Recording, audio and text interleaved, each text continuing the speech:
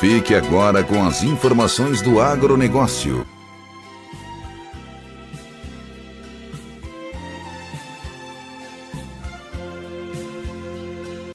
Com certeza. Sempre teve saída, só que não foi adotados os processos corretos para que tenha saída.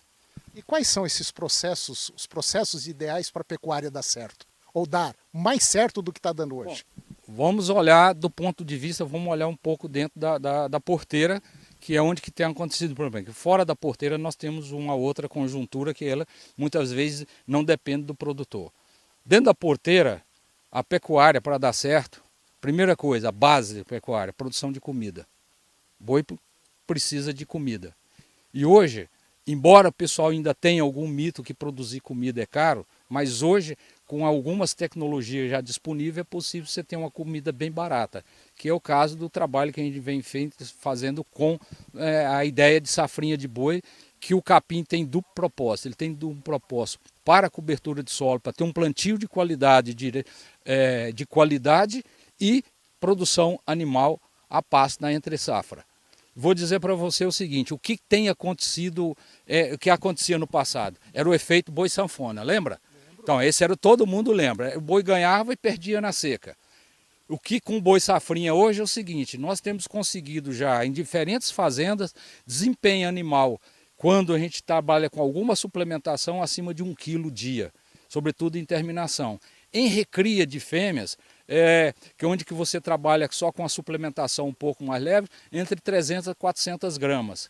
Hoje, uma coisa que tá se observando em algumas regiões, produtor fazendo estação de monta em agosto com novilhas, tá? E essas novilhas parindo em abril, entrando, pegando de novo uma forragem nova que está. A taxa de reconcepção melhorou bastante em cima dessas novilhas, que ela sai, diminui o estresse dela de fome, né, de comida, ela só tem aquele estresse do primeiro parto e depois ela bem alimentada ela consegue ciclar e ter um novo bezerro na maioria das vezes. Então isso é a base. A base da pecuária, o produtor tem que caprichar na produção de comida. Essa é a base. Nós não podemos ter mais pasto degradado. Eu digo hoje assim com uma tranquilidade muito grande, nós podemos dobrar o rebanho brasileiro sem desmatar um palmo quadrado. É só intensificando a produção diária com a integração lavoura-pecuária, tá? Aproveitando o sinergismo dessas duas atividades. Soja e milho, milheto, sorgo é a saída da pecuária.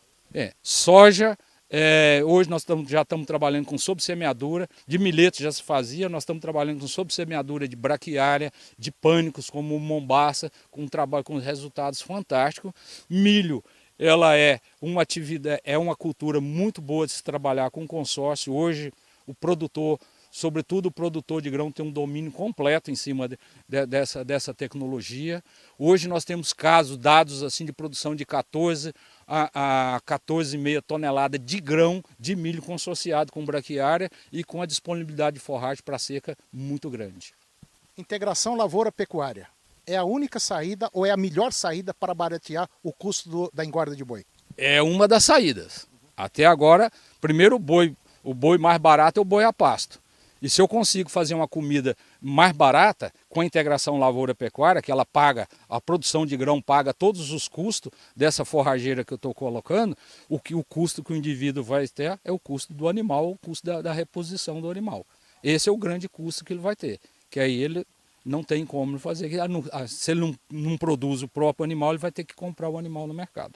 Nós podemos dizer que um bom pecuarista tem que ser um excelente produtor rural, um excelente agricultor?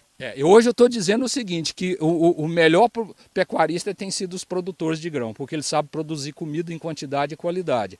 Então o pecuarista precisa de começar a trabalhar com essa visão de produzir comida.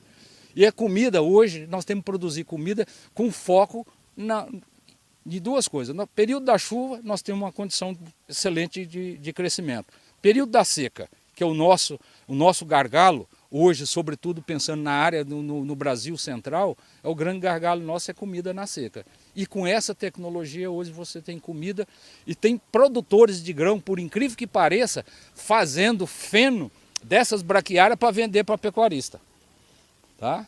Então, acho que isso é uma grande alternativa. E os pecuaristas estão entendendo isso e aos poucos eles estão quebrando aquele medo de entrar por meio de parcerias em algumas regiões onde que já tem uma tradição. O pecuarista está entrando, tal. Ele é um indivíduo, de modo geral, um pouco avesso a risco, diferente de um produtor de grão, mas aos poucos essa coisa está evoluindo bastante. Eu tenho viajado em várias partes do Brasil, tenho visto trabalhos feitos por pecuaristas maravilhosos.